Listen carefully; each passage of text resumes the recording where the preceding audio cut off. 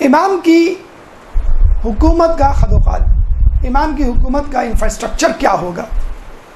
سب سے پہلے علمی صورتحال. امام کے بارے میں کہا جاتا ہے کہ امام جب آئیں گے تو اس وقت علم 2 حروف تک پہنچا ہوگا. امام آ کر اس میں مزید 25 حروف کا اضافہ کریں گے اور علم 2 حروف سے 27 حروف تک چلا جائے گا. ہم جس علم پر گھمنڈ کرتے ہیں، جس علم پر سائنسدانوں کو فخر ہے کہ اب ہم کائنات کا نظام خود چلا لیں گے، اب ہم خدا کا ذہن پڑھ سکتے ہیں، اب ہم کائنات خود بنا سکتے ہیں، ہم زلزلے طوفان خود لا سکتے ہیں، ہم بارش خود کروا سکتے ہیں، ہم سونامی برپا کر سکتے ہیں. اس دور کے اس گھمنڈیے اور مغرور سائنسدان کے لیے عرض ہے کہ تم جتنی ترقی کر لو، ابھی تو ترقی باقی ہے، ابھی تو 2 حروف تک بھی نہیں پہنچی ہوگی. جب امام آئیں گے تو اس وقت 2 حروف ہوگی اور امام کے آنے کے بعد امام اس علم کو، اس ترقی کو 2 حروف سے 27 حروف تک لے جائیں گے. اس کا مطلب کیا ہوا کہ اسلام ہونے والی جاری و ساری ترقی، سائنسی ایجادات، انکشافات کی نفی نہیں کریں گے، مخالفت نہیں کریں گے، بلکہ اس کو آگے بڑھائیں گے. آپ دیکھ لیجئے اس وقت دنیا اسی طرف جا رہی ہے. ہم اپنی زندگی کو دیکھتے ہیں، ہم نے 20 یا 30 سال میں کمپیوٹر سیکھا، ہمارا بچہ 4 سال 5 سال کا ہے اور وہ کمپیوٹر پہ ایکسپرٹیز رکھتا ہے. پہلے زمانے میں او لیول کے ایگزام 16 سال کے 17 سال کے لڑکے لڑکیاں پاس کرتے تھے. 9 سال کے لڑکے نے او لیول کا ایگزام پاس کیا ہے اور اس کا تعلق پاکستان سے. MCSE بل گیٹ کمپنی کا ایگزام جو MBBS یا BE یا ACCA یا MBA کے برابر ایک زمانے میں سمجھا جاتا تھا، آپ کو معلوم ہے کتنی سال کی عمر کے لڑکے نے یہ ایگزام پاس کیا ہے؟ 6 سال کی عمر کے لڑکے نے. 6 سال کی عمر کا لڑکا پہلی کلاس میں ہوتا اور اتفاق سے اس کا تعلق بھی پاکستان سے.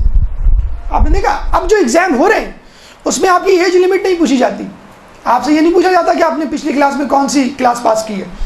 اگر آپ ایگزام دینا چاہتے ہیں موسٹ ویلکم، آئیے دیجئے. اگر آپ اس قابل ہوئے تو پاس ہو جائیں گے، نہیں قابل ہوئے تو فیل ہو جائیں گے. خود بخود ہمیں پتہ چل جائے گا. ہمیں اس کی کیا ضرورت ہے ہم آپ کی پرانی ڈگری تلاش کرتے پھریں. میڈیکل کالج میں ایگزام لینا ہے اس کا الگ ایگزام ہے، انجینئرنگ کالج میں ایگزام لینا ہے اس کا الگ ایگزام ہے. ہر قسم کے ڈپارٹمنٹ میں امتحان ایڈمیشن لینے کے لیے اس کا الگ ایگزام ہے. اب پچھلی ڈگریوں کو نہیں پوچھا جاتا. اب پاکستان میں تو ہم یہاں پر پہنچے ہیں کہ 1/3 پرانی مارک شیٹ، 1/3 انٹرویو اور 1/3 جو ایپٹیچیوڈ ٹیسٹ ہوتا ہے، ہم 1/3 تک پہنچے. لیکن امریکہ یورپ میں اب یہ سسٹم ختم ہو گیا. وہ کہتے ہیں کہ آپ کو میڈیکل میں ایڈمیشن لینا ہے، ہم آپ سے یہ بھی نہیں پوچھیں گے آپ نے انٹر کیا ہے کہ نہیں کیا. آپ وہاں کا USMLE ایگزام پاس کر لیں، اگر کر لیں تو آپ میڈیکل میں آ جائیں. GRE ایگزام آپ پاس کر لیں، اس کے بعد آپ کو جہاں ایڈمیشن چاہیے آپ وہاں چلے جائیں گے. تو آپ نے دیکھا ایج لمٹ ختم ہوتی جا رہی ہے، انسٹیٹیوٹ ختم ہوتے جا رہے ہیں، اسکول کالجوں کا نظام ختم ہوتا جا رہا ہے. آنے والے دور میں آپ انڈیپینڈنٹ اسٹڈی کریں گے، ویب سائٹ سے پرچے ڈاؤن لوڈ کریں گے، سلیبس ڈاؤن لوڈ کریں گے، ویب سائٹ سے آن لائن فیس اپنی ڈپازٹ کریں گے. SSC ایگزام اسی طرح کا ایگزام ہے، او لیول ایگزام اسی طرح کا ایگزام ہے، GRE ایگزام اسی طرح کا ایگزام ہے. اب کالج یونیورسٹی جانے کی ضرورت نہیں ہے، آپ انٹرنیٹ پہ بیٹھ کے تمام ایگزام دیں، آپ کو کسی نے نہیں روکا. آپ دیکھ رہے ہیں اور غور سے اپنے آس پاس کے ماحول پہ نظر ڈالیے. کیوں آج کل کے بچے تیز ہیں؟ کیونکہ عقل انسانی ترقی کر رہی ہے. امام کے آنے تک عقل انسانی بہت آگے چلی جائے گی. تو کیا نعوذ باللہ امام آ کر اس ترقی کو روکیں گے؟ اس کا مطلب یہ ہوا کہ اسلام اس دنیا کے لیے بنا ہی نہیں. اسلام تو غار اور اسٹون ایج والے زمانے کے لیے بنا ہے. تو امام جب آئیں گے تو مزید اس میں ترقی دیں گے. اچھا، لوگ یہ پوچھتے ہیں کہ ایک دم سے اتنی زیادہ ترقی اور اتنا زیادہ علم انسان کیسے حاصل کرے گا؟ تو کہا یہ جاتا ہے کہ امام اپنے چاہنے والوں کے سروں پر ہاتھ رکھیں گے اور ان کی عقل کامل ہو جائے گی. اللہم صلی علی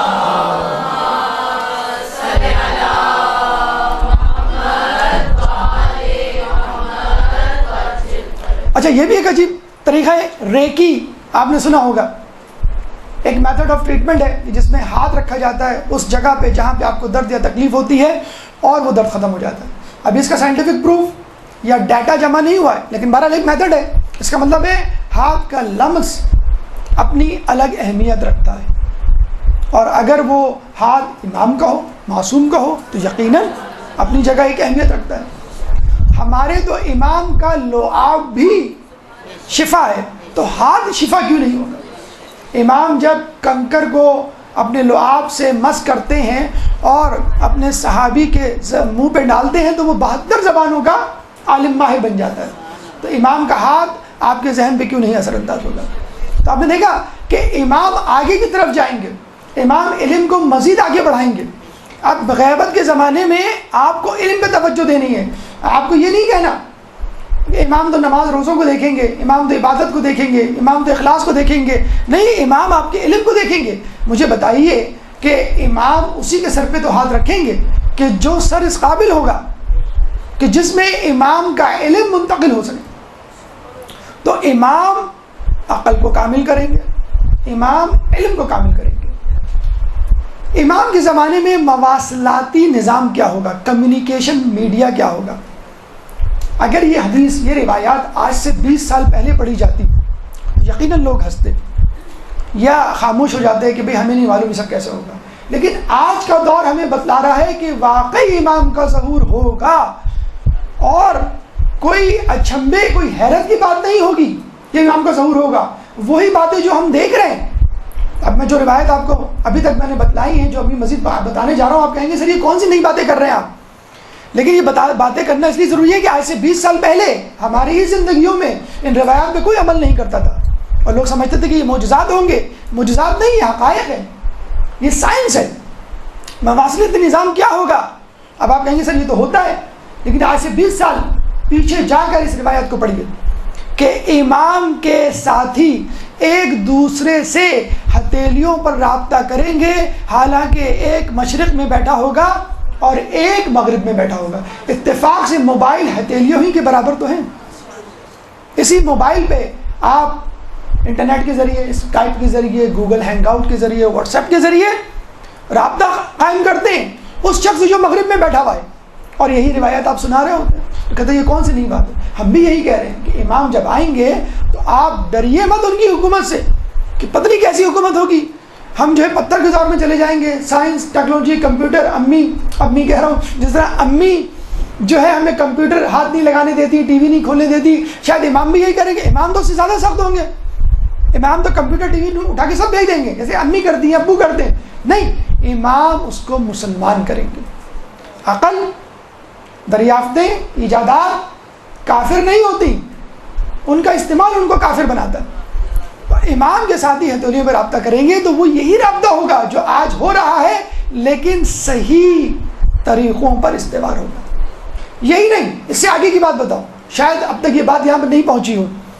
امام کے ساتھیوں کو اللہ تعالیٰ اتنی زیادہ قوت بصارت اور قوت سماعت دے گا کہ وہ دور، لاکھوں میل دور بیٹھے ہوئے شخص سے باتیں کریں گے اور اس کو دیکھیں گے. اب دیکھیں، اب آپ کو یہ روایت نعوذ باللہ مزے کا خیز لگ رہی ہوگی، یہ روایت سمجھ میں نہیں آ رہی ہوگی. یہ روایت تو آپ نے سمجھ میں آ گئی آپ کو کہ ہتھیلی پہ رابطہ کریں گے. آپ نے کہا سر یہ کون سی بڑی بات ہے، کوئی نئی بات کرے. اب جب کوئی نئی بات کرنے بیٹھتے لوگ کہتے ہیں کہ سر آپ بڑکے مار رہے ہیں، کہاں کی باتیں کر رہے ہیں، ہوش میں آ جائیے، کچھ زیادہ جوش میں آ گئے. اب تو بھائی یہ جو روایت ہے ہتھیلیوں پر رابطہ کرنے والی 20 سال پہلے، اس میں بھی لوگ ہنستے تھے کہ میاں کس جنگل میں، کس صحرا میں رہ رہے ہو، کہاں رہ رہے ہو، کس جنت میں رہ رہے ہو، حقیقت حال کی باتیں کرو. اب یہ جو روایت میں نے آپ کو بتائی کہ امام کے ساتھیوں کی قوت بصارت اور قوت سماعت اتنی زیادہ ہو جائے گی کہ وہ ہزاروں میل، لاکھوں میل دور بیٹھے اپنے ساتھی سے باتیں کریں گے اور اس کو دیکھیں گے جس طرح وہ سامنے بیٹھا ہے. اب اس کا سائنٹیفک پروف سن لیجیے. بایو انجینئرنگ آپ لوگوں کو معلوم ہوگا ایک شعبہ وجود میں آ چکا ہے. پہلے تو لوگ اس پہ لڑتے تھے، جھگڑتے تھے کہ ڈاکٹر بنوں کہ انجینئر بنوں. امی کہہ رہی ہیں کہ ڈاکٹر بنو، ابو کہہ رہے ہیں کہ انجینئر بنو. اب میرا دل دو طرف ہے. لو بھائی، بایو انجینئرنگ وجود میں آ گئی. اس میں بایولوجی یعنی میڈیکل بھی ہے، اور انجینئرنگ بھی ہے، میتھمیٹکس بھی ہے، بایولوجی ہے. پہلے لوگ کہتے تھے مجھے بایولوجی سے نفرت ہے. لوگ فوراً کہتے تھے تمہیں میتھمیٹکس اچھا لگتا ہے؟ جی. مجھے میتھمیٹکس سے نفرت ہے. تمہیں بایولوجی اچھی لگتی ہے؟ جی. ہمت ہی نہیں ہوتی کسی کو کہنے کی جو یہ کہہ سکے کہ مجھے دونوں چیزیں اچھی لگتی. یہ کیسے ہو سکتا ہے کہ بایولوجی اور میتھ نہیں؟ اب وہ زمانہ گیا, اب تو ڈبل پروفیشن اور پالی میتھ کا زمانہ ہے کہ بایو انجینئرنگ وجود میں آ گئی ہے. اب میں اس کے آپ کو ایک لطیفہ بھی سنا دوں, حقیقت ہے بلکہ لطیفہ کیا ہے. ابھی ایک درود پڑھ دیں محمد والے محمد کو.